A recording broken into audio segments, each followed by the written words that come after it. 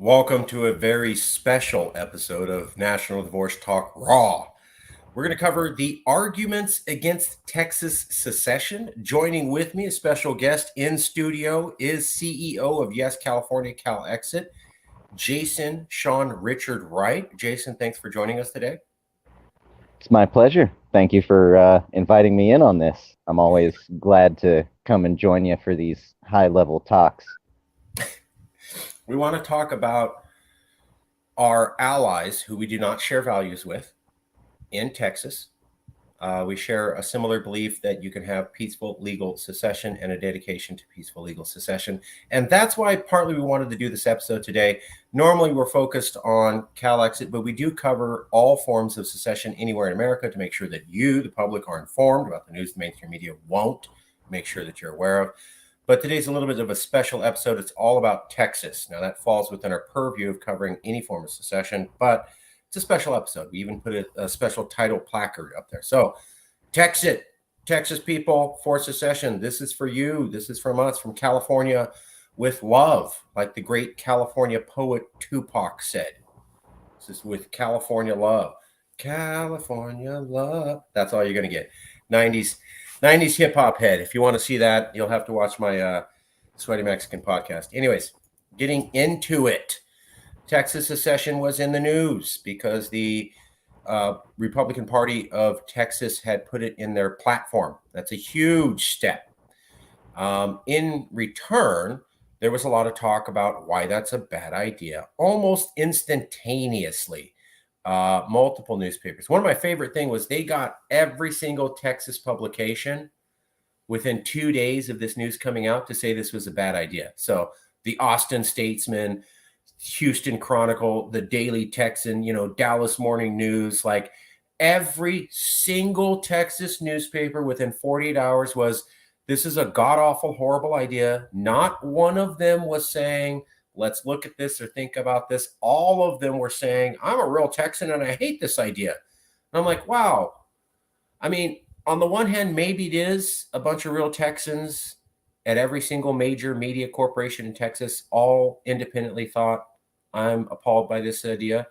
Or maybe someone told them all to say that so they could convince Texans that real Texans aren't interested in this idea and therefore you shouldn't look into it at all.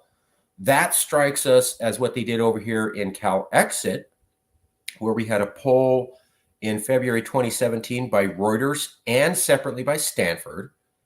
And they both showed that 1/3 was for Calexit and 15% was willing to discuss it and not opposed.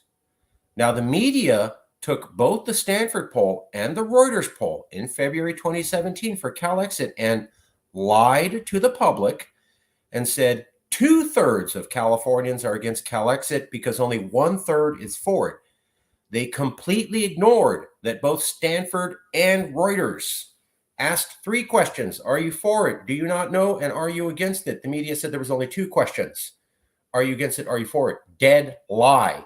Multiple news companies misrepresented, passed fake news, and misinformed Americans about Calexit. It was actually 47.5% of Californians were not opposed to secession and were willing to discuss it in February 2017, according to Reuters, Ipsos, and Stanford University.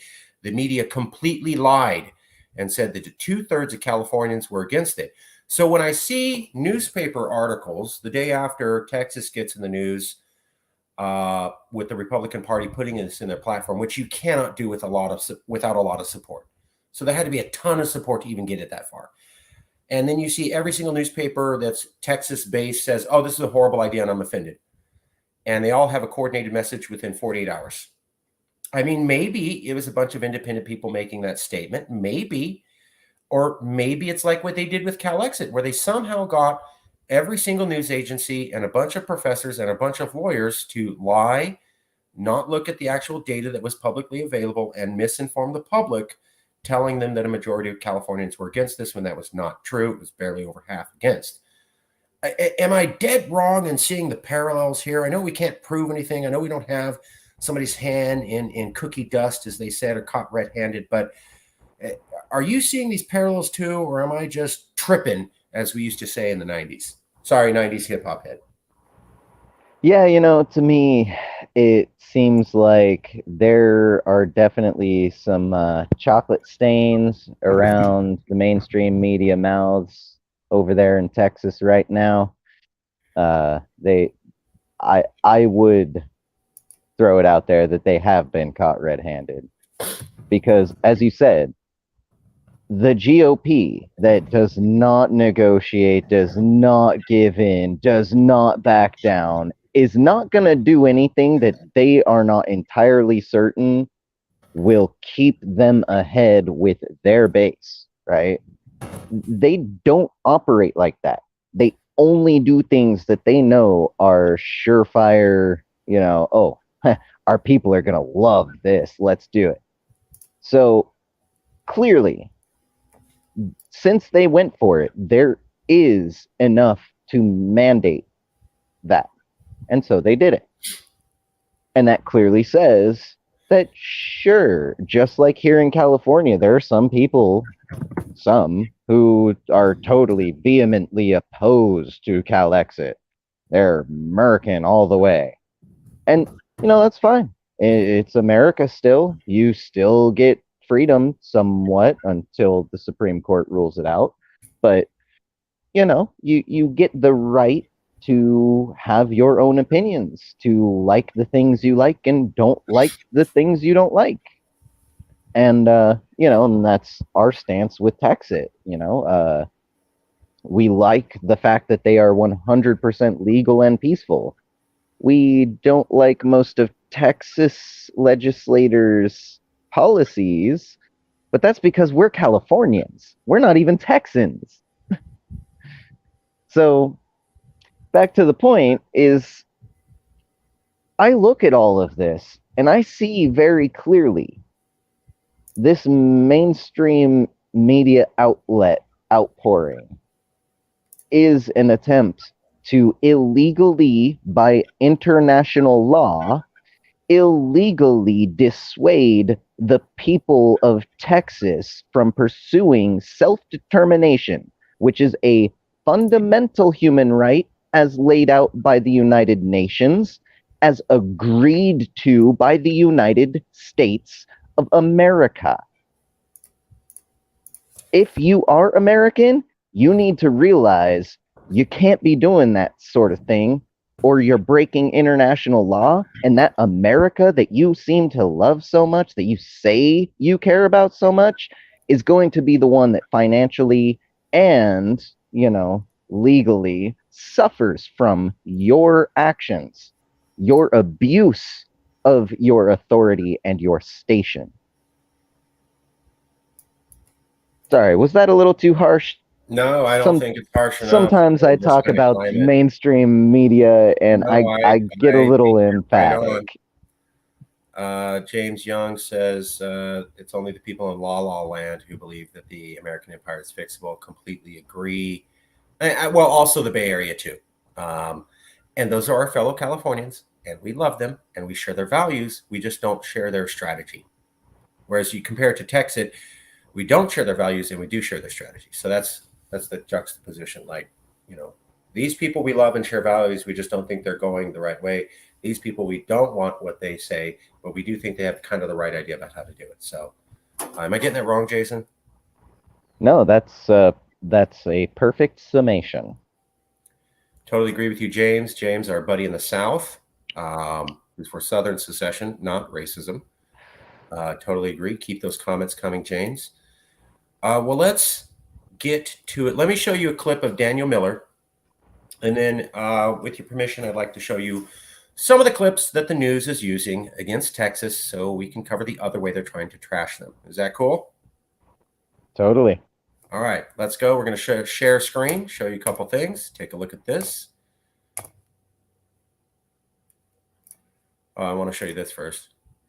This is going to be the graphic for this video. We made this specially. This idea was designed by Jason. I put it together, but it was Jason Wright, CEO's idea. Tagline was mine, but that's the little graphic you can see for this. But now let's get to the actual information. I'd just like to say that's proof teamwork makes the dream work. Teamwork makes the dream work. I mean, we saw our allies at Texas who we don't share values with, but do share strategy with doing this. That inspired Jason. He came up with an idea. He sent it to me. I worked out the design. We sent it back to Texas and they loved it. So teamwork. Okay, here we go. So let's hear from the Texan himself, what he has to say. And Jason, I'll let you speak here in a second, but you were saying something else that he said that you really like. So let me let Daniel Miller, head of the Texas Nationalist Movement, talk for a minute, and then we'll cover that. Calls to put the question to the people of Texas. And it's understandable because we fought for them to be that way. You see, in all that we do, when it comes to these issues of governance, when we talk about Texas, Article 1, Section 2 of the Texas Constitution absolutely must be respected. All political power is inherent in the people, and all free governments are founded on their authority and instituted for their benefit, right? But who does it reserve the right to make this decision to? It's there at the end. They have, at all times, the inalienable right to alter, reform, or abolish their government in such manner as they may think expedient. These questions belong to the people. And so every major media outlet, every political establishment hack has gotten it wrong, either on purpose or through sheer ignorance. Because neither one of these planks is an express call to withdraw from the Union. Instead, they expressly call on the legislature to pass the legislation to let you and let me and let everyone else in Texas have a say in this matter. As it should be. Let's go have the debate. But we know they don't want to have the debate because we win. How do you sell being part of the union? You don't. How do you sell not being part of the union? The way that we do it. When we ask every single person, anyone that we ask this question at this convention, we ask them, if Texas was already a self-governing independent nation, we had control over our own border policy and immigration policy, our own currency, our own military, all the things that over 200 self-governing independent nations around the world have. And instead of talking about Texas, we were instead talking about whether or not Texas should join the union. Knowing everything you know about the federal government today, would you vote to join the union? And when we ask that question, no one says yes. They all say no. And if they wouldn't vote to join, then there is no reason to believe that they would ever vote to stay. And that's just the facts. That's the way that it works. And that is why they run scared. Well, you know, as you can imagine, that was just one piece of the rhetoric, right? I mean, these guys have just been going on. And also, Newsweek drops another article. Texas seceding from U.S. would mean war, law expert says. I mean, really? Texas withdrawing from the U.S. would mean war? And it's war! And it's war! Out of the forces! On the horses! It's war! I mean, war. That's what they're saying. It's going to be war. Right? And then even look at this. Look at these two chuckleheads. Secession. Unfortunately, the Constitution of the United States does not allow, I don't believe, the states to. No, states cannot unilaterally secede from the Union. We're going to have to do a war. It's, You haven't heard before. I think they think we're going to war. I think they think we're going to war. I mean, that's all they want to talk about is war. So, okay, so Daniel Miller there talking about how they're talking about war and using the famous Texit developed test to gain supporters, where they say, if Texas is already independent, would you choose to rejoin the nation? I know Jason had a comment on that in a second, but first I just want to show you what Daniel Miller's getting at when he says that the media reaction to Texit is that it's going to equal violence and war. You saw 2 examples there. Let's show you a few more. Texas is, I'm sorry. If I may just real quickly point out to everyone, the 2 hosts on The Rising there, when they said, we can't do it, we'll have to do a war, they then laughed. I'm sorry, is war a laughing matter? Is the potential of death and destruction something that you laugh at?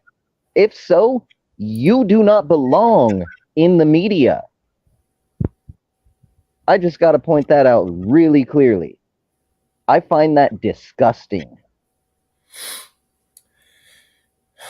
I'm a Brianna Joy Gray fan, but not her finest moment, to be clear. Also, incorrect. Constitution says nothing on secession. So you had 2 of them actually providing fake news and misinformation. No, I don't like Trump. I think he's a racist. I did not like it when he pushed fake news. And so now, because of that, I call out other people who do fake news. So saying that the Constitution bans secession is a lie. And you just saw 2 reporters lie and misinform you on TV. So just pointing that out. James agrees with you. That's pretty disgusting for people to laugh about the loss of life and the potential loss of life. I mean, let's say there is a civil war in America and only 20 people die, and it's some low-level internecine thing. Is that funny? 20 dead humans? No, I don't think so. So, okay, let's share screen, show you what Daniel Miller's talking about. Here's Texas Monthly. Texas has always been a great setting for the apocalypse. June 10th, 2022, right before the Texas vote to have secession as part of their plan comes out. Here's an article about Texas leaving America and becoming its own country, and it's horrible, and it starts off an apocalypse for America. So this is talking about a fictional book, but interesting that this thing of Texas leaving and then it sets off a great apocalypse comes out right before Texas does the secession talk in their Republican Party platform. Around the same time, here you go, Texas seceding from the U.S. would mean war, law expert says. That's from Newsweek. Came out roughly the same time, 6/20. Here we go, Texas Court of the Revolution. Or, well, hey, at least they got this part. It says revolution or consent to the states. They got Texas versus white. Correct. That's nice. Let's find out who's saying there's going to be war. But Richard Albert, a professor of law and government and the director of the constitutional studies at the University of Texas at Austin, told Newsweek that the talk of Texas seceding is political posturing and not a real policy proposal. Albert cited the Supreme Court's 1868 ruling that Texas does not have the right to secede, noting that it is not just or even mostly a matter of law, but instead a question of power. He said Texas could declare its independence today, but if it wanted to, but that would mean war. Yet this is not a battle Texas could win, either through war in the courts, or either through war or in the courts. There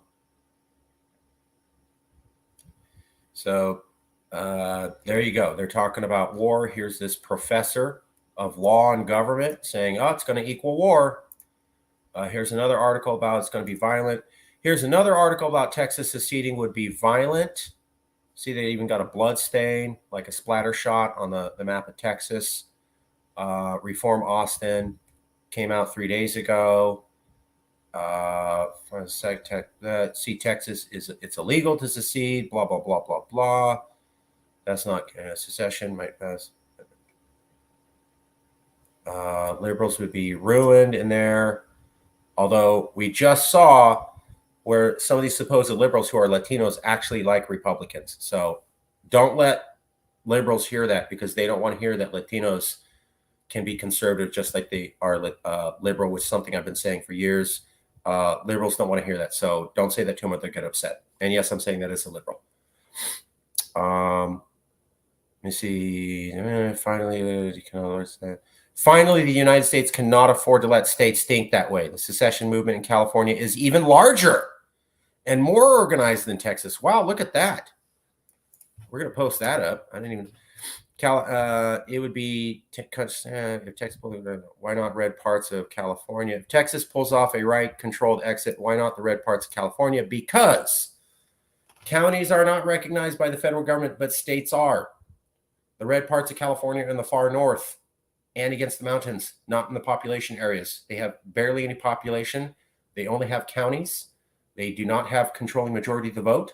They would have to get permission from California to do that, and from the Congress, and the Congress doesn't recognize counties. So that's why red parts can't leave California. So just more misinformation and lies. But just wanted to point out, here you go, Texas seceding would be a violent nightmare. And they also said Calexit's more likely. Okay, here's another one. Surviving the standoff with the Republic of Texas 25 years ago, an armed militia tried to secede. Will it happen again? April 22nd, so this is a little bit earlier, but you can see they're ceding the ground. Now, in contrast to that, here's what other people said about Texas leaving. Good riddance. There's the Washington Post. There's their article. Washington Post is a major liberal publication. Get the hell out, Texas. Good riddance. And then also, here's another article came out recently. When former Governor Rick Perry hinted at secession in a Tea Party rally in 2009 after Barack Obama's election, I wanted to respond as a loyal Northerner with the title of a witty 2012 manifesto for Southern secession written by Northerner Chuck Thompson. Better off without them. Better off without them. That's what we say to Texas seceding. That's what this man said. And he's a liberal. And then here's another liberal organization saying, good riddance, get the hell out. So there's actual liberals saying, get the hell out, and we don't want you, which means you could get the votes to legally secede. But none of these publications seem to recognize that that is a possibility, and instead say it must mean violence and warfare. And that is what we saw with Daniel Miller pointing out that, you know, these people say it's got to be war. Let's find that again.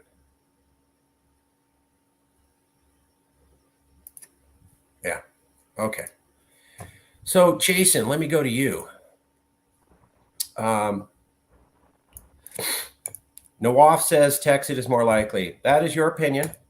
But I will show you that Daniel Miller in his own show in a minute. Actually, let me just show you that now. So here we go. And that is, give me 1 second here. Sorry.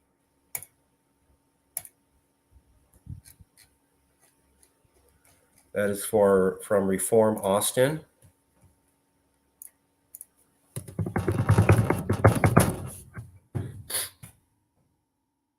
Okay, so here you go. Remember that? Reform Austin just said the secession movement in California is more likely. Now, what did Daniel Miller have to say about that?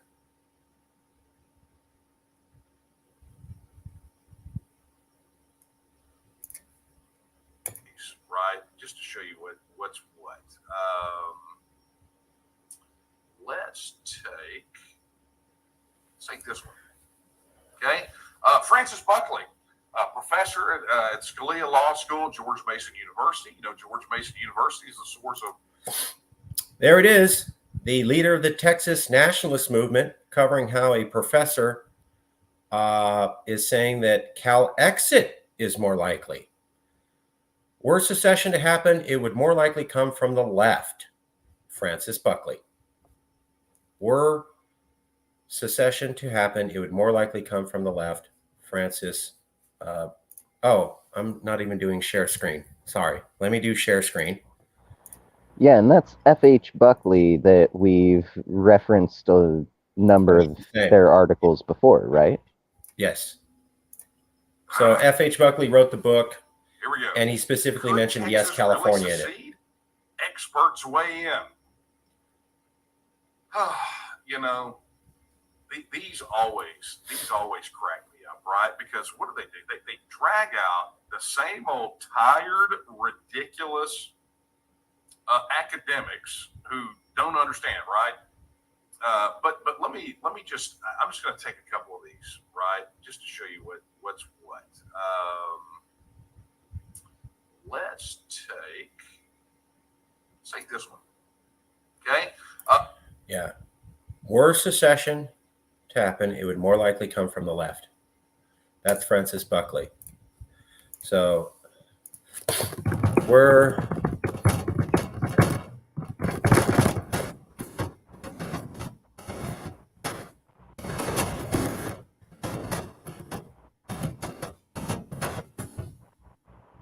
damn it. Okay, hold on.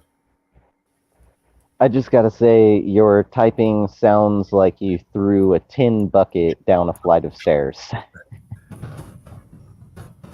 All right.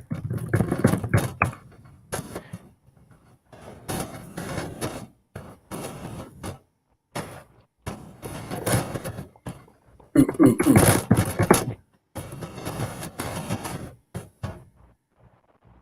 Trying to get this right. Okay, so there's the quotes. Reform Austin says the secession movement in California is even larger and more organized than the one in Texas, more likely to have a Calexit. Francis Buckley, one of the top 3 experts on secession and who wrote a book and who was just covered by the Texas movement, also says were secession to happen, it would more likely happen on the left. Now, hold on, Texit. We think you have just as much right as us to secede. We're just pointing out to Californians that some of the experts are actually saying, despite all the stuff you've heard about Texas, it's more likely politically in our divided country that California would leave, at least first. Hey, Texas, you are welcome to follow our lead, okay? You can follow our lead. Just send us really good barbecue, and then you can follow our lead, and that's fine. I think that's a fair deal. We'll need about 1 million tons of your quality barbecue to distribute amongst Californians, especially with our homeless issue. Maybe some sides like you got good baked beans and fried okra. I'm, half Southern. Send that over. You can follow our example for secession. We'll tell you how to Might do it. I also request a tomahawk steak or 2? We'll need 100 pounds of tomahawk steaks for special secession leaders on top of the 1 million pounds of your top. You can either send us brisket or beef ribs, your choice. So I know those are 2 Texas things. So that's the deal. That is a tough call right there. Yeah, we'll get you out of America. We'll show you how it's done, Texit, and then you send us good barbecue, and it all works out. And we'll send you leadership, ideas, and a surfboard in return. I think that's fair. So, joking, Texit. Okay, relax. All right. If you ain't laughing, you crying. Right. I told you all this in this game. You ain't laughing, you crying. So. This does not mean that Texit can't happen first. We're just pointing out that what some of the experts looking at the political climate are saying and casually joking with our Texit allies who we don't share values with. Got to say that for our California audience. Can I weigh in on this? Yes, please. So I find it interesting that there's this opinion from some folks who we actually respect their opinions on, political matters. They seem fairly reasonable, well-educated, and seem like they have a pretty darn good read on things, for the most part.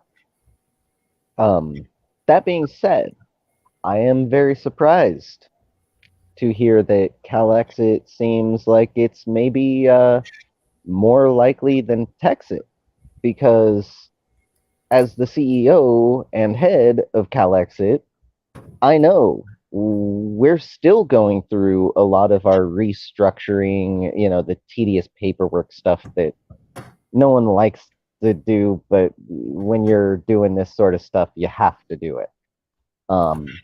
We're still steps away. We do plan on having our initiative submitted sometime after midterms. Once it should be abundantly clear to all of California that we've had the correct read on this for several years now. You should have listened to us back then. It's not entirely too late right now, but if we wait much longer, it most likely will be. Now, we haven't hit that point And here's Texas getting, the GOP is the Texas GOP is the largest political committee in America or something like that. They are freaking huge. And Texit got them to pick up this talking point and add it to their platform, which means now it's not something they're just pandering about like Dems, right? Oh, how do we get the Green Party folks of California to vote for us and keep California as a blue state rather than a green state? Well, we'll just say that we're going to do all of these things. But notice how they never really put it into their platform, because then they would have to do it. So here's Texit getting the GOP to put it in there. That's huge. And to me, that says they are, at least, as far as progress on the stepping stones towards the edge of the pond or whatever, I see them as actually a step ahead of us. Now, Yeah, that being said, they are. Californians, fellow Californians, Nice hat. thanks. It was a gift to me from the president of our organization. I don't know if you know the guy. Smooth Latin gentleman. Yeah, he's I can pretty just tell from the way you talk about him. pretty decent guy too. So, my fellow Californians, our fellow Californians, now is the time. Calexit now. We will have this thing up, hopefully, January or something, if the state doesn't take their sweet time like they usually do. Hopefully, January, we could be gathering signatures and trying to get this up for vote for Californians. If you don't want Texas to beat California, California, who leads the way for most of the rest of the world,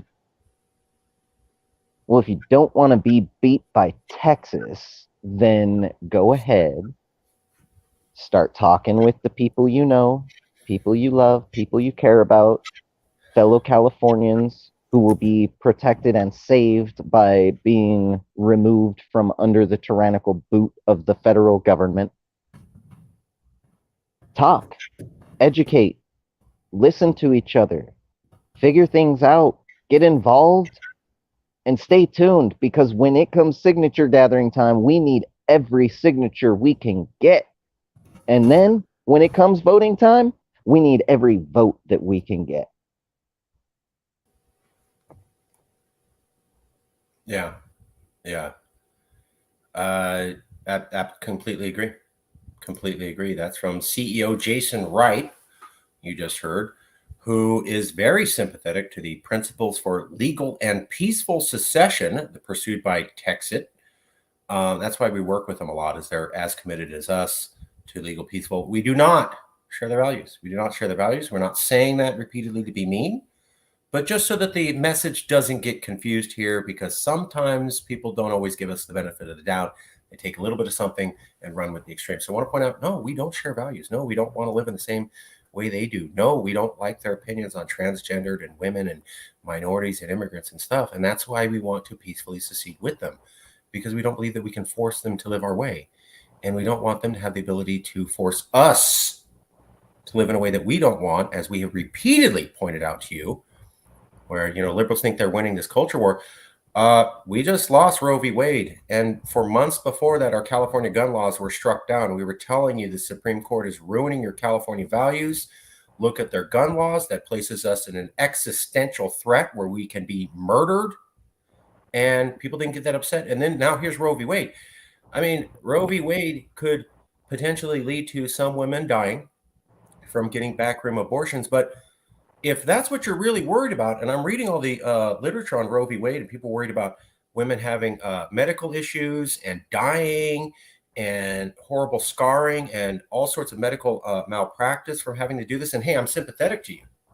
But if you're concerned about manslaughter and death, when they strike down our gun laws, what do you think is going to happen? Manslaughter and death. So they've already been pushing California to not be able to support our values, which results in more manslaughter and death.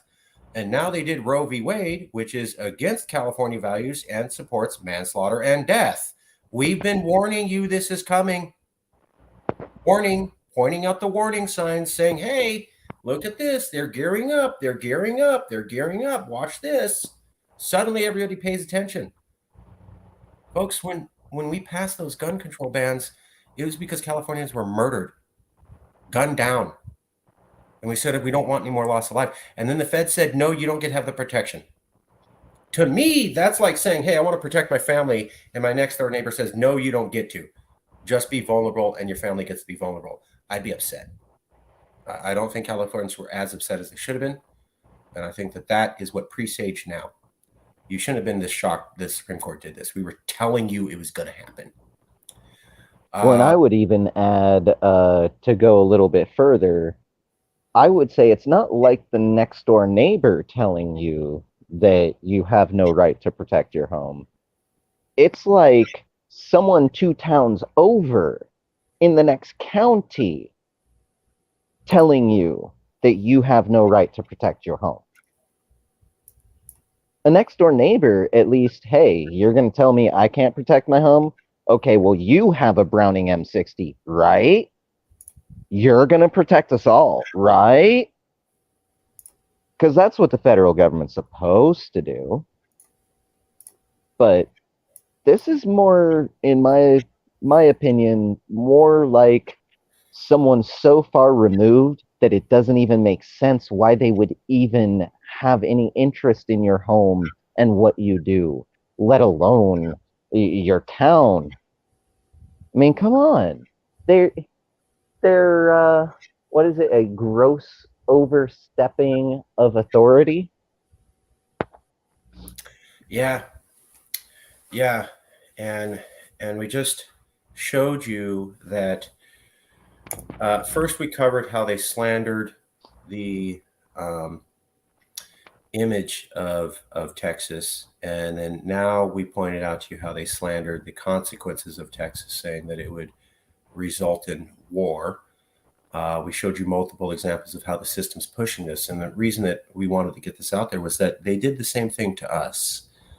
In California, when we tried to secede, it was that we were all backed by Russia. We were all funded by Russians.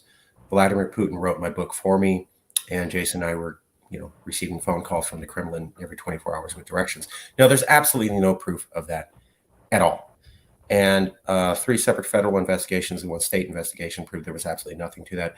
But 35 different reporters who made that suggestion about us will absolutely not return any of our phone calls or emails or provide updates to 3 federal investigations and 1 state investigation produced by the court of law, while saying that they believe in the legal system and the right, and and the courts. They won't acknowledge what the court said when it comes to us. So you couldn't have the California secedes is going to equal war. We're a bunch of hippies, right? We're a bunch of anti-gun people, although that's not exactly true. But we'll just go with that for the sake of the conversation. So you couldn't say, oh, California seceding is going to equal war. People would laugh at that. What a bunch of people with hippies with no guns. So they had to come up with something else. And initially they pushed, I'm Mexican, so therefore this is a secret Reconquista plan to get California returned to Mexico. That didn't really get too much traction. So you notice that after they started that angle, which was racist, because they're going off my ethnicity and then saying, here's the attacking point, they moved to Russia. So if you actually look at the artists, you can see this historically documented. It was guy's Mexican, you know what that means. And then we went to Russia. Russia's behind everything. Russia did everything. Multiple investigations proved that was nothing to that at all and a complete lie. We won't print that at all, and we'll keep that out there. By the way, all those publications that said that are still out there without any adjustment or fact checking or updates. Rachel Maddow still owes us a formal written apology. Yeah, it was slander. And not just Maddow, her producers as well. Yeah, they suggested that we were a Russian-backed organization receiving money from them. So not suggested. Not suggested. I will challenge you on that, my brother. She stated that it was fact. that we were created by Vladimir Putin and the Kremlin specifically to bring down and destroy the United States of America. And that it is a fact that we get funding directly from Vladimir Putin. Well, I almost wish that was true because I've been broken homeless for so many years in a row now. I really could use some rubles. Yeah. Yeah, I hear you. I drive a 2016 Toyota Corolla. So if that says anything. And I remember going to an event and talking about Calexit, and people were saying, "Why aren't you backed by Russia and getting all this Russian money?" And I go, "You need to see my car before you make that kind of decision." And as I left, I noticed all these people were slowly driving by me to see if I actually got into that 2016 Toyota Corolla. And the look on their face was like, and I'm like, wow. I mean, just what the media says and the reality and how they're totally different. So when we saw them doing this with Texas, that this will mean war and violence, they also did to Texas the thing they did to us, which is they come up with the talking point and then they don't interview in the movement for a response. So it's Russia, Russia, Russia, Russia, Russia. And it was famous in Calexit that when that was going on, we'd always go, did they call you? Did they ask, who's responding and giving this information? And it was no one in our movement. Literally out of the 140,000 members, not one was contacted by any of the 35 reporters who wrote those articles to get our vantage point. I mean, maybe 2 or 3 articles, but 2 or 3 out of 35, right? It's where they actually called us to ask for an interview. If you watch the full interview with Daniel Miller on Late Night Talk on Texit, same thing. About 30 stories saying war, revolution, 2 phone calls from reporters asking for his opinion. That's the exact same thing they did to us. They come up with a horrible counter argument. About 5% of all the media will actually contact you to get your side. If you go back to the 1950s, 1960s, it was standard that they always contacted you for your side. Now that 95% never happens. They did that to Texit. They said they were violent insurrectionists. They never contacted Daniel Miller. They never contacted any of the people. They never asked them about how their commitment to peace and nonviolence. They never wanted to talk about how the Texit movement worked very hard to work secession through the proper legal system, proving that they're committed to nonviolence and legality. Not mentioned at all. And they did not interview Daniel Miller. And they went with this war thing. And that's what they did to us, except it was Russia, right? Because they couldn't push the gun angle on us. So they said these guys are Russian backed, and they didn't interview any of us. Maybe 2 or 3 people did. 95% didn't. And then they went with the angle. So now we're looking at Texit, seeing a different angle tailored for them, that, hey, don't pursue this, it's going to equal war. By the way, we're not actually going to talk to the Texit movement. You're not going to hear about Daniel Miller's love for peace and nonviolence. You're not going to hear about their plan to use this in the legal system. And you're certainly not going to hear about Daniel Miller's love of Gene Sharp, the globally known foremost expert on political nonviolent government shifts. You won't hear that at all. So that's the same thing they did to us. So the system attacking the reasons for Texit, and the system attacking the consequences for Texit with slander and not asking for interviews from them. That's literally what they did to us at Calexit. And we just wanted to take a moment to say, look, I know you're seeing Texit, I know you're seeing guns, but they did it to us, and it was called Calexit in Russia. And it was completely a lie. They took a little kernel of some information. Lewis was in Russia. He did go to conference, and they did pay for 1 hotel night stay. The media said that they paid for his airline travel. That's a flat out lie. They paid for his time over there. That's a flat out lie. And they paid him to be there. That's a flat out lie. And then, the Wikipedia and everything says this group is backed by Russian funding. I don't know how a hotel night stay 1 night is enough funding to keep an organization like this running for 4 to 5 years. You need a budget. Did they give him the hotel? Like the whole hotel? Like they gave it to him so he can make money off of it? No. What they said was the conference is at this hotel. So if you come to the conference, you're expected to be there the night before, and they want you to stay at the hotel so they know you're going to show up to the conference. So they compensated everybody with a free 1 night hotel stay.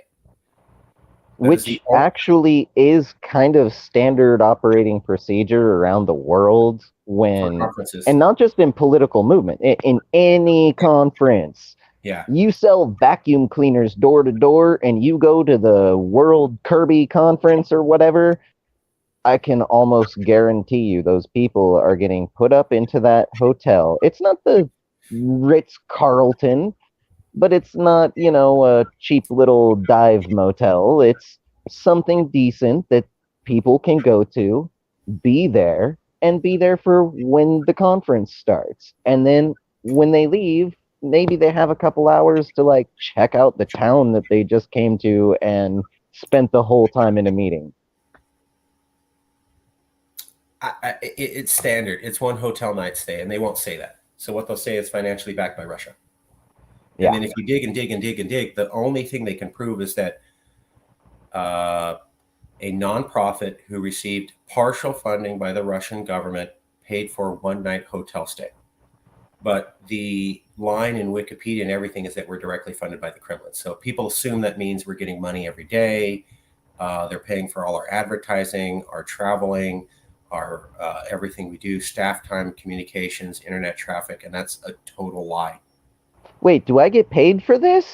No, you don't. But the media says you do. So, but it's not me. It's Putin. They got my hopes up.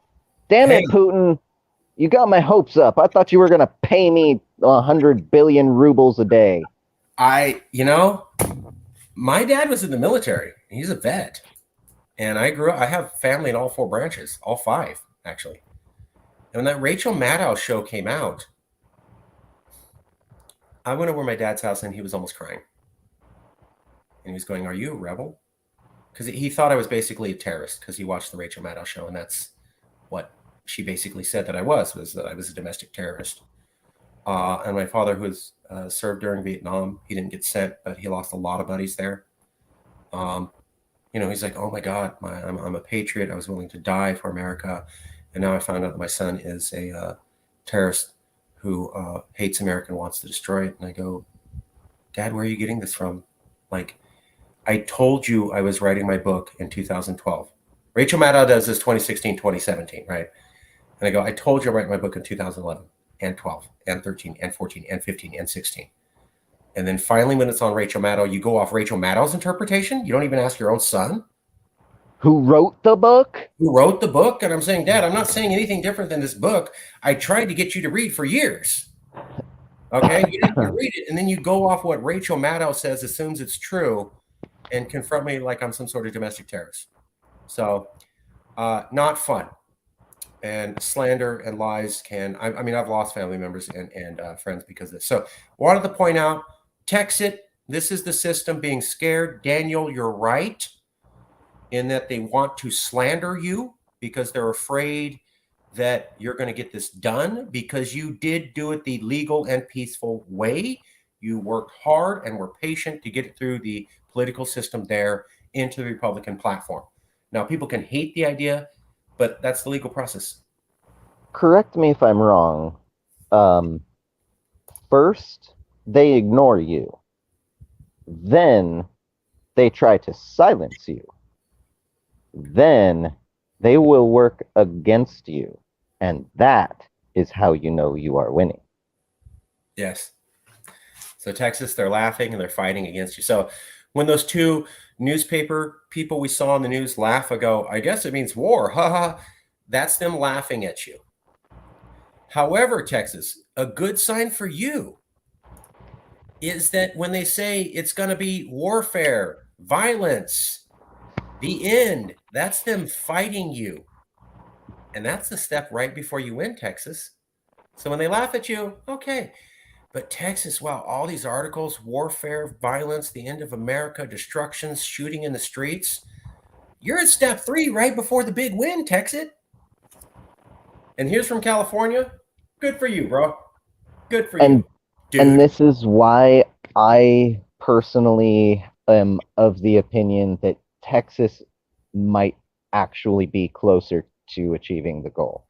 Hey, we all win. If it goes with Texas first, Calexit is more likely. If Calexit happens, Texit's more likely. We've always said that. It normalizes the conversation. And even Yeah, if I you don't, mean, oh, I'm no, sorry. no, no, Go go for ahead. it. Good. I was just gonna say, yeah, I mean, if hypothetically, say Texas regains its independence, and then America doesn't really get better for people who have been like, sorely disappointed at Supreme Court justices who will still be there even if Texas and California and half of America secedes. So don't expect it to get better. But when Texas goes and things don't get better, it will tell all of the people who are unhappy right now very clearly it wasn't about Texas. It wasn't Texas that ruled to, abolish this decision, the Roe versus Wade court ruling. No, that was the Supreme Court of the United States of America. That's the federal government. And there is nothing anyone, even the President of the United States of America, there is nothing anyone can do to remove them that is not grossly illegal and immoral. And to be clear about that, the only two ways that a Supreme Court justice ends up no longer on the Supreme Court, either they decide to step down themselves or they die. Those are the only two ways. Yeah, they can be subpoenaed. They can be censured. You know what they can't be? Fired. The president can ask. He can be like, I am so unhappy with you. I want you off of there. And they don't have to budge. Legally, they don't have to budge and most likely would not. I mean, what power does the Supreme Court have in the federal government if it just steps aside anytime the executive branch, right? The judicial, the executive, the legislative. These three branches are supposed to keep each other in check. Supposed to. They don't. But I can guarantee you, those on the Supreme Court, those in the judicial branch, would not just willingly step aside, especially red team judges stepping aside because the blue team president doesn't like them. Really? Do you think that's ever going to happen? Ever? Are you really like living in an alternate reality? Or can you wake up and smell, well, that ain't coffee, but it is the color of mud. Wink, wink. Wake up and smell the stuff that's not roses, people. I want to now, sorry. Well, I was just going to jump to something else real quick and say, now, on the point of Texas and it's going to mean war, if you actually look into Texas nationalist movement, you can find myriad examples of the inner workings of Texit, making it abundantly clear they do not tolerate unlawful behavior of any kind, and most definitely not violent behavior. They are hell-bent, like we are, on doing this 100% peacefully and legally. Because, like us, they know. They don't just understand, but they know. Because they read it and they sunk it into themselves and said, well, there is a legal way to do this and a not legal way to do this. The legal way, the only legal way, is to do it peacefully. If it is not peaceful, it is not legal. Must be peaceful. The moment it stops being peaceful, the moment that the movement promotes non-peaceful, is the moment that the federal government actually has legal justification to go and squash them, which is what they don't want. And it's the same with us. Why are we so hell-bent on legal and peaceful? Because we want this to actually, happen. If people start getting violent, it will never happen because the federal government will come in at that point. Right now, they can't. Not without looking like, I don't know, the next Adolf Hitler. I mean, really, that's not an extreme. Like, the world, other than maybe the neo-Nazis of the world, but, you know, the sane world sees Adolf Hitler as the example of the epitome of evil taking over a country. Now, if peaceful, hippy-dippy California, who actually does have a lot of guns, by the way, just saying,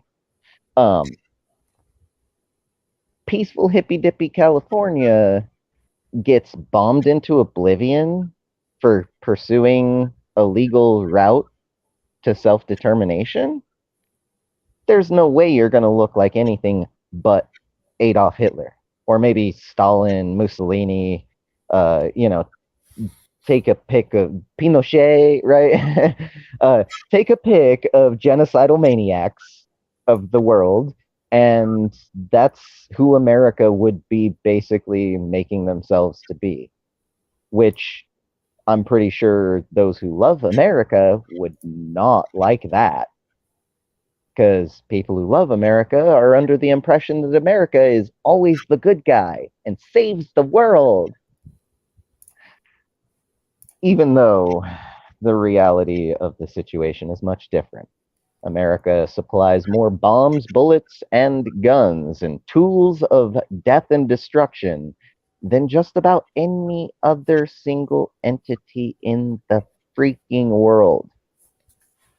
If you don't like death and destruction, you probably shouldn't be such a big fan of the American war machine. Now, as far as the destruction of America, oh, if California secedes, America will collapse. If Texas secedes, America will cease to be. Do you think that America is still America right now? Do you honestly believe that the founding fathers of the United States of America, who took 13 colonies and made them into a nation, do you think that they would see any of this? Do you think John Adams would read through half of the legislative BS in the federal government right now and say, oh yeah, this is the America we built? No, he would not. John Adams, notably one of the greatest lawyers, one of the greatest legal minds of his time. That was a point that you had made that was similar to Daniel's. Yeah, and you know, I love that question. I think all of us Californians, we need to ask ourselves that question. Now, we know maybe some people don't know, so I'll go ahead and put out a little California history moment here. Most states, when they joined the union, there was this legal process that included the federal government and all the other states, and then this, want to be a state entity. And then there's a vote that happens and results get counted, and then they solidify the results. Well, California was not admitted to the union in that manner. In fact, the only people who could vote after California was annexed were people of a certain skin color and certain gender and certain wealth. Rich white men. Oh, yes, obviously. Rich white men from America, not from California. If you were a Californian and you were a rich white man, you still would not have been able to legally vote on whether or not California could be part of America. Only American citizens were allowed to vote for that. Not only that, but they pushed it through. There was normally they, do a little background, a little research. They look at, like, how beneficial is this going to be for us and for them? And, is this really the right move for everyone involved? With California, they said, hey, there's gold there, and we just got dollar signs in our eyes. That's it. That we have to have it. There is no question about it. Do whatever it takes. And you know what they did? They committed genocide against our indigenous brothers and sisters.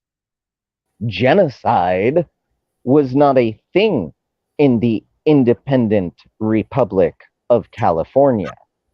It was before we got our independence. It's why we went and fought a war against Mexico to get our independence. We kicked out genocidal governors who treated our indigenous brothers and sisters worse than dirt. I've seen people worship dirt and be thankful to be on dirt. And the way that our indigenous brothers and sisters of California have been, and are still treated less than dirt. Pardon the swear word, but I'm going to go ahead and say it. Lesser than shit. Yeah. You heard it right.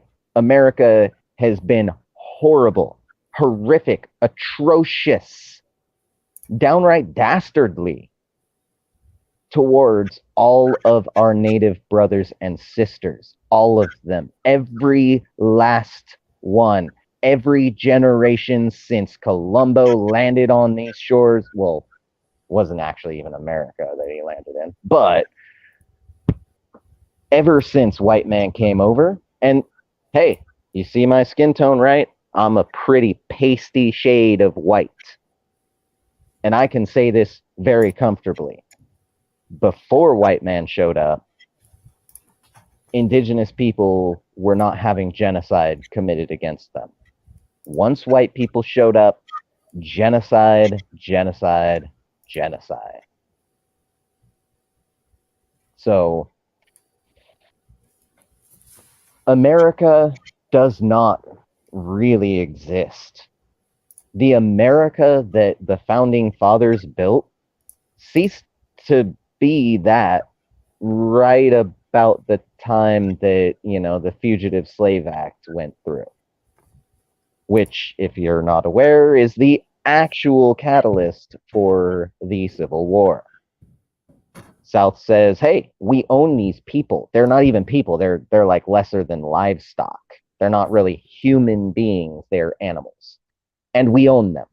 And because they've run away from our properties, you have to return them, even though you don't agree that these aren't people, and you don't agree that anyone should be able to own these people, as you call it. And so, nullification began. Okay, well, you have your rules for you. We have our rules for us. We do not need to follow your rules because you're crazy and we don't like you and we don't like your rules. And so then the other side comes back with pretty much the exact same set of words. It's a tit for tat, eye for an eye. And, no one won the Civil War. Everyone lost. The moment it started, everyone's a loser. And that's why we push for this peaceful national divorce. Because people are already talking nullification. People are already talking insurrection. People are actually going out and doing things that they had just said, hey, when other people did it, this is wrong and against America, should never happen. This is treason. It's punishable by death. Let's take them out back and shoot them all. And then they go and do the same thing. Come on, people. This says very clearly that if we do not pursue the peaceful route that we have before us, the only option left is going to be that dreadful war that none of us want, because we will all be the losers.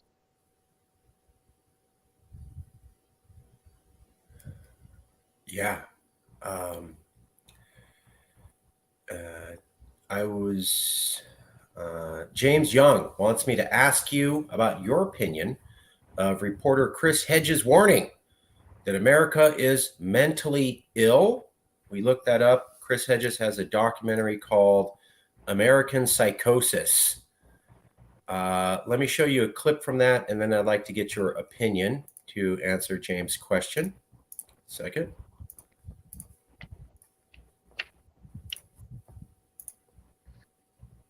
Death, the struggle with our own mortality, the search for a life of meaning and love, the capacity for transformation.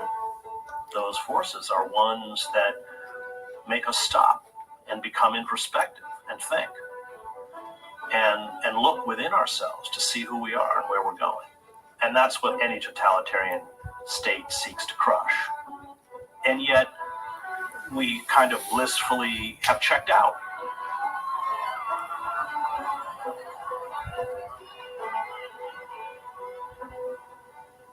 Most people have no concept of how fragile their environment is. I think you have to, as I have done, live in societies that collapse to realize how quickly they go down and how fragile they are. And so there's a kind of emotional incapacity to understand collapse, even when it's facing you. So Chris Hedges is saying, hey, I've traveled the world for the last 20 years.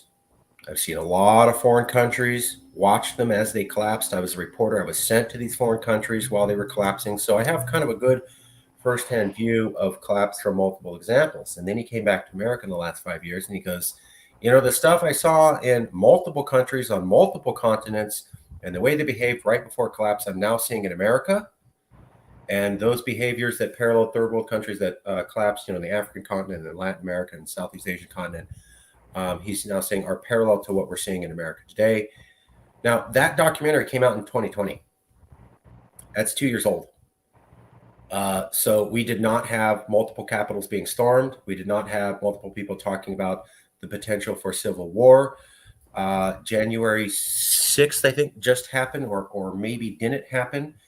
And we didn't have Roe v. Wade being overturned and all the disunity that we're seeing. So he made that statement before things got as bad as they are now. Jason Wright, what's your thoughts? Chris Hedge totally wrong about America or totally right? What do you say? Well, I would say I do have a great respect for Chris Hedges. I know, or let me rephrase that. I find him to be a person who does his due diligence, does his research, doesn't just, you know, spout off about things assuming that he's correct. There have been things I have disagreed with him on here and there. Yeah, as humans do, right? It's kind of natural. I do wholeheartedly agree with what he's saying here. I think maybe he's not going far enough with it, really. But then you point out this is potentially before even the January 6th storming of the Capitol, so that would make sense why it's not a little more harsh. But yeah, he's got it. It's correct. America, I mean, not just metaphorically, but like literally, America is mentally ill. American mental illness statistics are insane. As a figure of speech, insane, you know, but you don't have to pardon the pun because it's not really a pun. It's kind of the scary truth of it. America's got so much mental illness going unchecked, and a lot of it has to do with the lack of health care for all. Oh, I'm sorry, that's socialism. Oh, you dirty commie bastards, you. Wanting people to be healthy and live longer and have a decent life and feel good about the life that they live. Oh, you're so bad. So wrong for that. That's all tongue in cheek, by the way. There's the documentary from Chris Hedges. You can see it. So obviously we agree. Good question, James. if I may, I want to point out a few factoids. Well, Devil War says you're right. Yes, Jason's right for everything in the American history and right now. And let me just cover a couple things that I saw. So real quick. So James Young is a Southern secessionist. He's half Jewish and half and part indigenous. And he says, I'm for secession. Don't worry. I'm not backed by Russia. I'm just one pissed off American. Well, James, they won't call you a Russian spy, but they probably would call you a white nationalist. So I know you're Jewish. I know you're indigenous. We work with someone called Adam Kokesh, who is also Jewish. And because he hung out with libertarians once, they called him a white nationalist. So he was a white nationalist Jewish person. I don't know how that exists, but that's what the media says. So, James, don't stop fighting, but just get ready for the ridiculous. I know you're Jewish. They're going to call you a white nationalist if you get anywhere. Just letting you know, right? That's how this is going to go. Secondly, well, and James, also don't take it too hard because Mr. Ruiz Evans here, very obviously a much darker shade than my own. And he has been called a white supremacist. Hey, when you tell your Mexican mom, get ready, because your son's going to be called a white supremacist, and then she laughs, and then you have to explain to her how, no, that's actually going to happen, and people will believe it, and your friends will believe it, and this is modern America, even though it doesn't make sense, and then she cries for an hour. Yeah, it's real. But we're not about, we're about that. We're not about that. We're about California values. You like California values, you're in. So Nawaf says if either Texit or Calexit go through, then the other won't happen. No way the U.S. is allowing two mega states to secede. Maybe. I mean, maybe one leaves and then they go, we can't have this anymore. Or maybe the total opposite. One leaves and everybody goes, wow, we can actually do that. And things did not fall apart. And so they have it happen even more. I can't say which one it is. I'm of the total different opinion than you are, Nawaf. But I can't say you're wrong.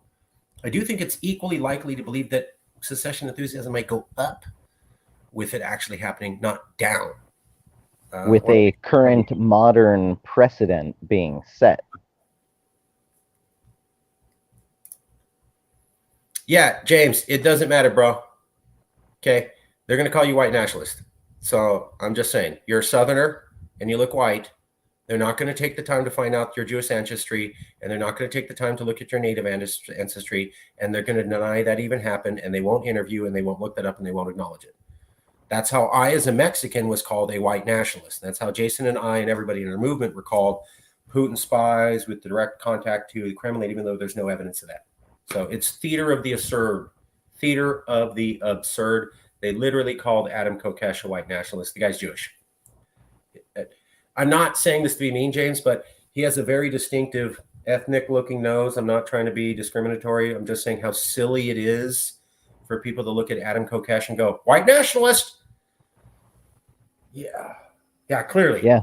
Clearly, it makes bro. as much sense as calling Marcus Ruiz a white nationalist. One, I mean, well, okay, so you're like mixed less than half Caucasian, white. Or less right? than half white. Actually, yeah, you've got a little bit of white in there, but like, let's face it, you're very Tejano, my brother. I'm here we go. 50% Mexican, 14% Choctaw. That was the Tears of That was the Trail of Tears. Trail of Tears. That was moved to Oklahoma. And I can prove that where I have family on the scroll. So that's not like Elizabeth Warren. That's like I actually am Choctaw and I can prove it. And then the rest is Okie. So it's less than half white, but it is actually Okie. They literally came from Oklahoma. I have cousins like Jack Bob and Glenda May. And then on my mom's side, it's Consuela Ruiz Barrios Nevares. So, best of both worlds. Anyways, I am Tejano, and that's a special message for the Texans. Tejano, the original Mexicans there. Anyways, I did want to point this out. With your permission, I want to make 2 points about this. So the first thing is that when we talk about Texit and how peaceful it is, I do want to point this out. Miller says the movement must overcome what Gene Sharp, late professor of political science at the University of Massachusetts, coined the principle of atomization. When like-minded groups feel isolated enough, members avoid speaking about certain topics for fear of retaliation, or ostracization. Providing a space to talk openly and confidently about an independent Texas, transplanting those conversations from cafes to conference stages is a sign, Miller says, that the efforts are working. Whenever our volunteers are out in the field. So that is Daniel Miller talking about Gene Sharp. Gene Sharp, Daniel Miller, familiar with the work of Gene Sharp. And here's where that article comes from. Reporting Texas to, there you go. Now here's another article speaking about Daniel Miller. There's Miller. His research led him to the work of then obscure New England political scientist named Gene Sharp, who studied nonviolence and later influenced the Arab Spring and Occupy movement, two of the most popular nonviolent political protests. So, and that comes from this article. And if Daniel Miller is a fan of Gene Sharp, and if any of you know Gene Sharp, he is the most famous nonviolent political activist on planet Earth over the last 20 years. Daniel Miller is mentioned in 2 separate publications as being a scholar and fan of Gene Sharp. You cannot be that familiar with Gene Sharp and his principles of nonviolence and then also be talking about an apocalypse and war, and violent nightmare and surviving a militia to attempt to secede. So somehow, when the news talked about how Texas secession equals war and violence and stuff, they completely forgot to mention that 2 publications 2 years prior pointed out that Daniel Miller was a big fan of Gene Sharp, the globally renowned leader of nonviolent political transition movement. So isn't that interesting that Daniel Miller is in 2 publications talking about Gene Sharp and his commitment to Gene Sharp's principles, and yet none of that is mentioned at all in all of the articles that come out recently saying Texas secession is going to lead to war. What an incredible proven factoid to accidentally not mention. Finally, I want to make this point here.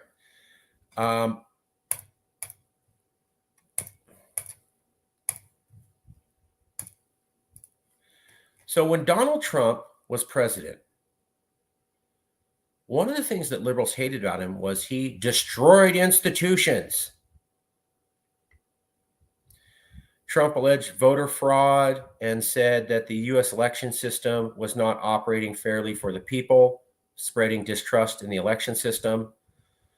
Trump spread the conspiracy theory there was a deep state inside the bureaucracy, undermining basically Washington. Trump undermined the FBI and criticized them, undermining support for the FBI. Trump also hurt the image of the Justice Department by making it look like it was owned by him. Trump ruined the image of the U.S. intelligence agencies. Trump attacked the courts. He's personally attacked individual judges and broadly attacked the Ninth Circuit Court of Appeals. He said the court's rulings against his Muslim ban were putting the country at risk. Trump has tried to spend money without Congress. Trump has hit, yeah. So when Donald Trump attacked institutions like the courts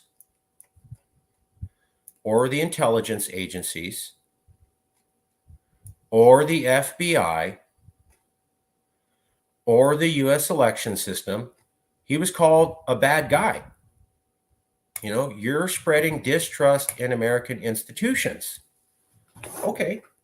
Well, if you watched our show yesterday and the day before on Roe v. Wade, you have people like the lieutenant governor of California saying, I will defy your rulings.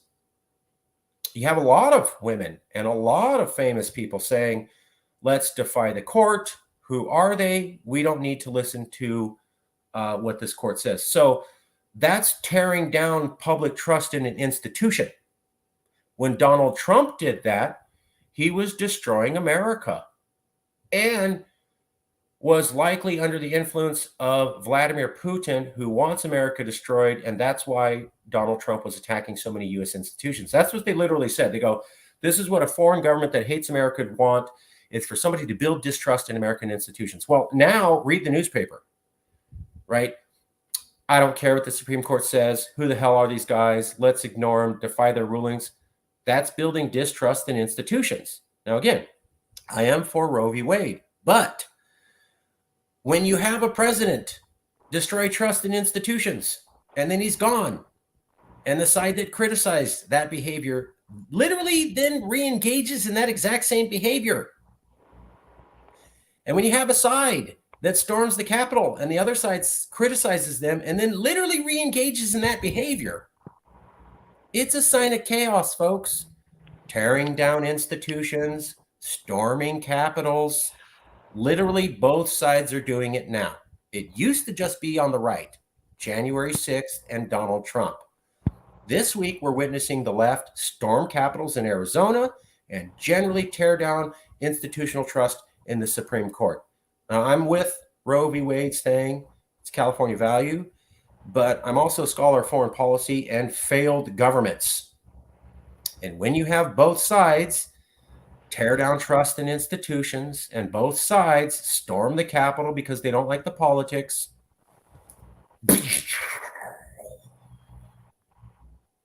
Yeah, it's not pretty much over. It's not this is going to be over soon. This is already over and people are just mainly in denial. And denial ain't going to get us anywhere. At least not anywhere good. Outside of Egypt. Yeah. I think it's important to point out that James, we know you're not racist. We know you're Jewish. We know you're part indigenous. And even if you weren't Jewish and indigenous, we also know that you can be a white person in the South who actually believes in diversity and wants Southern independence. I remember when I went to the Texas conference by the Abbeville Institute on Nullification, there was a Southerner who literally stood up and said, if we are serious about Southern secession, we have got to bring on more Black people. And he said it in front of the room and he stood up. That man died 6 months later. He had a terminal illness and he really believed in Southern secession. And his parting wish was to let his fellow Southerners know that you have got to get rid of the racism if you're going to do that. I remember that man. I remember him standing up. I remember him saying that. And I remember him dying a few months later. So it doesn't matter, slander. But James, you're on the right side of history. You can push for independence and you can be non-racist and you can be from the South. I know it. I've met people there. Now it's more rare and it's pretty more difficult. But yeah, get you. Love y'all. We love you too, James. Devil War, thanks. When we got started, I was wearing flip-flops and shorts because I thought, let's go with the California look. People don't take you seriously. And we are seen as crazy. So one of the things I want to do is every single time you see me speaking about Calexit, I want to crush that image that this is insane and not well-researched. And I've worked very hard to look this way, talk this way, and make sure that I have facts backing it up so that nobody can really, they can't go, look at these yahoos. Like if they watch a show, we look like we know what we're doing. That's PR. And we love you too. Okay, that's it for me. Jason, any more comments? Yeah, can you hear me? I can hear you. Your screen's frozen, but we can hear you. And you look see, good. that's why it froze on a good That's why picture. I asked. Thank goodness for that. It didn't catch me like, No. Not You that look good. You look distinguished. Not that I pick my nose because I don't, you look like but this. It looks like an editorial from Jason Wright, editor-in-chief. Take us out. What are the last things to say? What are the things that people need to conclude from this? What have we learned today, looking at the way that the Calexit movement was treated by the system and how the Texit movement has been treated? CEO Jason Wright. What do you have to say? I would say, first, I hope we can all agree that America has done failed. It is not failing, it has failed. It has been failing the people, which means it failed a while back. Because of this, and because of our inherent human right to self-determination, it is my firm belief that the 40 million of us Californians, or thereabouts, who represent roughly 12% of all of America, by the way, you know, as Americans hate on California and, you know, talk about California's this, that, the other, just remember that they're saying they hate 12%, the largest singular chunk of the American people. Because of all of this, we have no other choice. We have two choices. We can stay with it and let it get worse and continue to suffer exponentially more until we're all dead and gone. Or we can Calexit now, and we can spare ourselves, included amongst 40 million people, can save people, lives, from tyranny, from oppression, from usury. I mean, you know, a lot of people not talking about it, but the private prison system and, you know, manual labor in prisons and, you know, prisoners not having to be paid more than like a quarter or whatever. Sure, some prisons choose to pay more. Woohoo! A whole what, $1.75 a day. This is slavery, people. If I commit a crime and I am doing my time as legal punishment and recompense for my actions, if I'm going to labor for you, you have to pay me what that labor's worth. That's what the law says. But we've just recently seen, you know, after Roe v. Wade, there was another thing that came out about, you know, these private prisons that so many Americans detest and find to be not but legal slavery. They are now legally 100% okay and acceptable and get to do whatever the hell they want, pretty much. They just got a carte blanche treatment. Just like any person, parent, teacher, faculty member of any school who wishes to be able to practice prayer in the middle of the game. And, you know, I work for a church. I'm a very spiritual person. But I understand enough of the law and America to know that mandating or even not mandating, like when the founding fathers said, okay, now what do we do about religion? They ultimately came to the conclusion that no regulation or law shall be made mandating or not vilifying, condemning religious practices. No legislation shall be made which reflects religious beliefs or practices of any kind. America's not a Christian nation. It never was. It's a non-religion based nation. It is not based on religion. We are not a theocracy. This is supposed to be a democracy. So obviously, America is going towards theocracy and anti-democracy.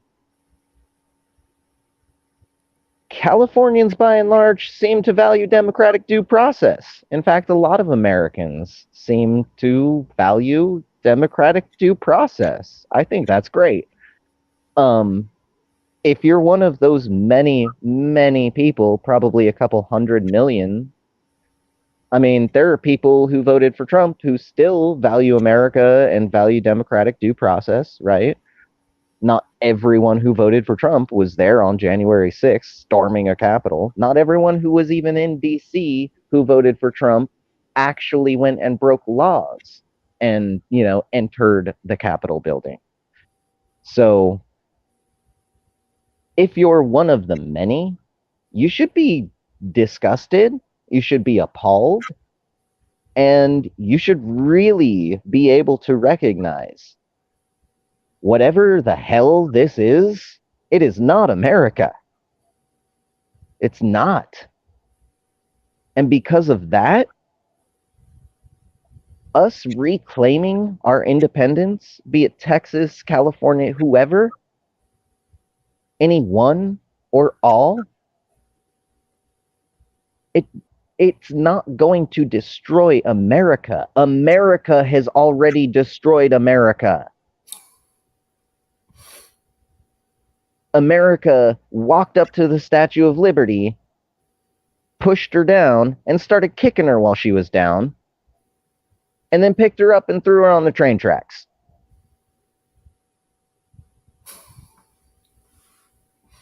America's done.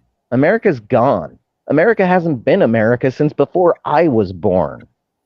I'm coming not that happy about it, but I'm coming rather close to my 40-year mark. Well, hey, I'm 45. Chill. I know. I'm just saying. I'm just saying. I'm coming close to that 40 mark. Oh, That's a decent amount of time. Like you can see things happen, right? We've seen nations crumble. We've seen nations be built.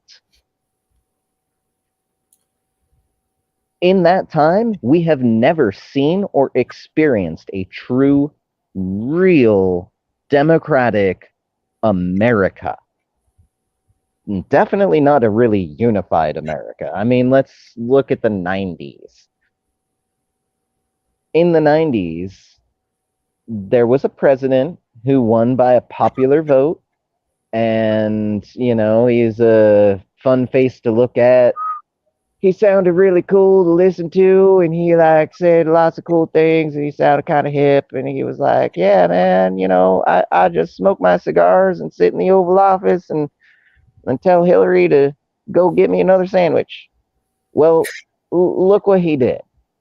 He used his station to go and do some things that, were he not the president of the United States, that would fall into, that's your own private business.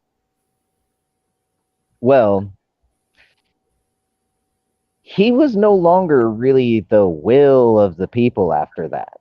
And in fact, enough of America was actually disgusted because, let's face it, religious or not, most Americans do seem to have some sort of code of ethics and morals that are don't cheat on your spouse and don't rob people, don't murder people. There are certain things that just go against humanity. Yeah. And a lot of America was, one, really shocked. Wait, this guy did that? We thought he was great. Then they were more confounded by, the shock was compounded. They were confounded and compounding shock because it came out that he actually lied to them. No, I did not. Actually, you did, dude. Mr. freaking President. And the Democratic Party lost a lot of its support because they put everything they had into this dude who turned out to be a philanderer. And is that a war crime? Did he commit genocide? Did he go and murder a bunch of people by doing that? No, he was philandering. Other things he did in office, however, that could be looked at. Kosovo. But the thing to remember is that the people no longer supported a certain party based mainly on that party's actual lack of value and principle, right? They say they've got value and principle, but look who they throw their lot in with. Another good example of that is the current sitting president, who, as a senator, voted against desegregation. Yes, he voted against having non-white people being able to do things like go to school or dine in the same restaurants or drink from the same water fountains, use the same bathrooms as white people. He is a white supremacist. That's who the Dems prop up. And look at the red team. They also prop up someone very unsavory. The majority of people are not really happy. Whether they vote for Biden because they don't want Trump again, or whether they vote for Trump because they think Biden's old and dumb, that's not the issue. The issue is the actual amount of faith and trust that the people have in the federal government. And I would postulate that Trump maybe did do some things to potentially help erode a little bit more. But let's face it, the American people were not endowed with 100% sterling faith in agencies like the FBI and the CIA. I mean, did like, you know, everyone who lived through the 70s and 80s forget about the whole Contra scandal? Yes, they did. That answers your question. Yes, they did. Squads to Latinos, and they're not even aware of what I'm talking about.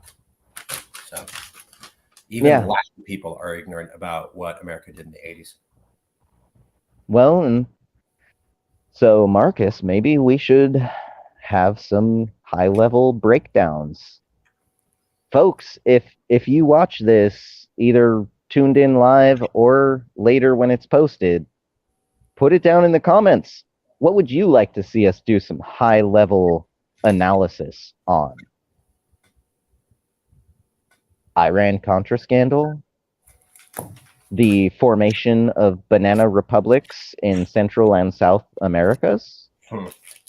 The illegal annexation of Hawaii or California? What about what is it? I was just looking at it earlier. The United States military bought part of Hawaii so that they can test their weapons. They bought that piece for $1.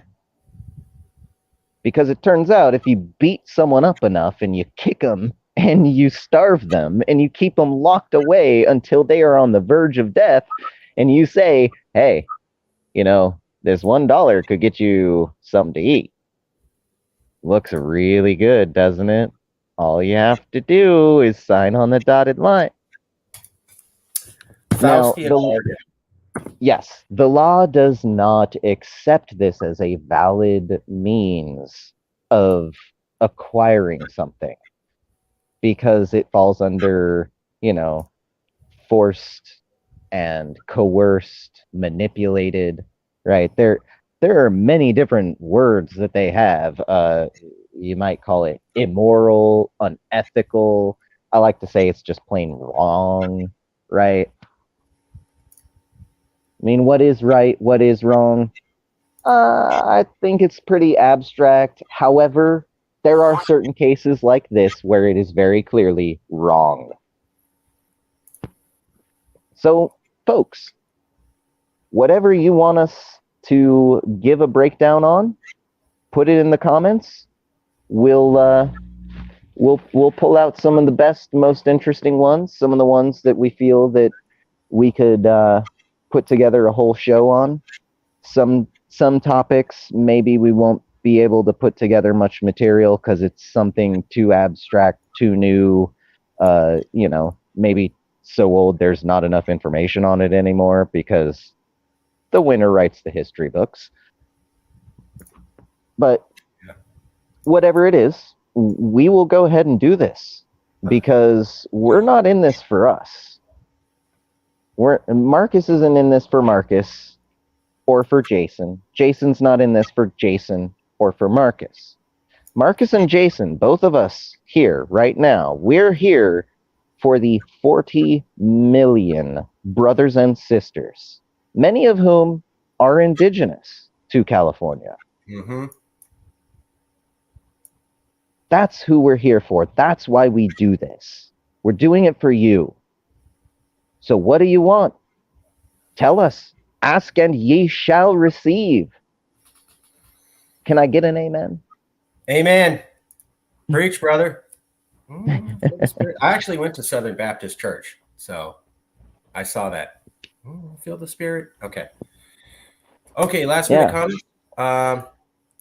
So, folks, further proof that we are not funded by Russia or by anyone. We have what will be coming out and available next month. Online certification in the processes and legalities of secession and self-determination. You can get online certified on those topics.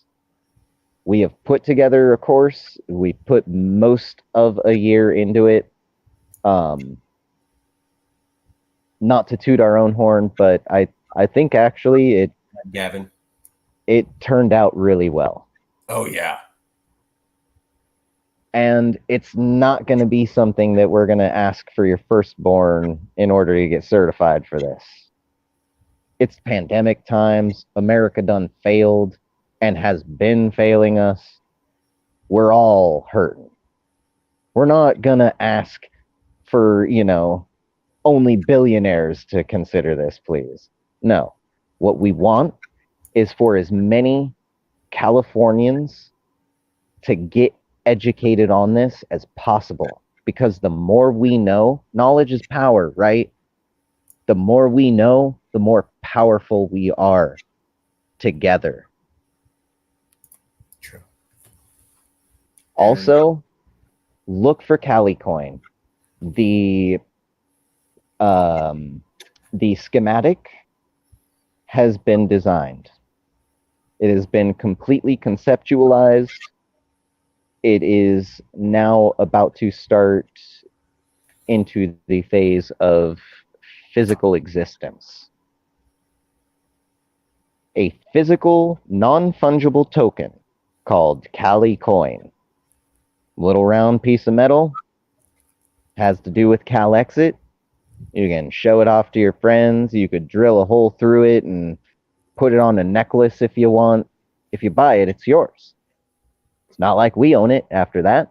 So whatever you would want to do with it, heck, you can melt it down. I'd just caution that if you've got one of those rare selected, limited edition stamps, might be worth holding on to, because you never know. History's being made lately, and you might wake up one day in an independent Republic of California and wish you could show your grandchildren how you actually did support this movement. The Cali coin. Yeah. Cali coin and the certification courses. Yeah, absolutely. That right there, those two things, that's our means of fundraising. That's what's going to get us the money to put the initiative up, to pay signature gatherers to get that initiative to a vote.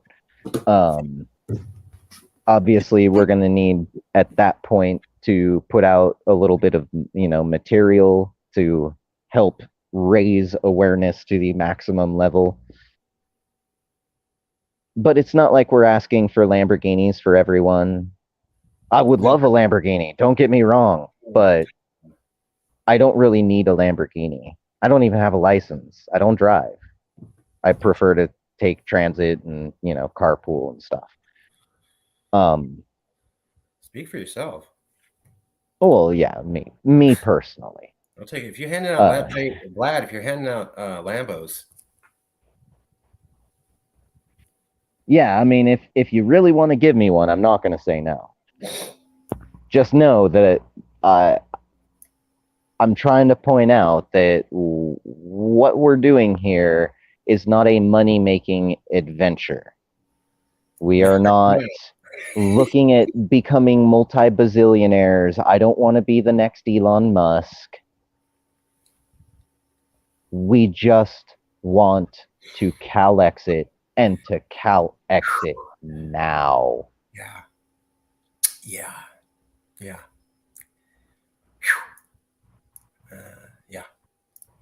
Okay. We'll leave it there. And we'll see you next time for another episode of National Divorce Talk Raw. Jason, don't take off yet. I'm just going to get out of the show. Mucho gusto, hermano. Si se puede, viva todos Californios. Si se puede. Órale, ¿qué tal?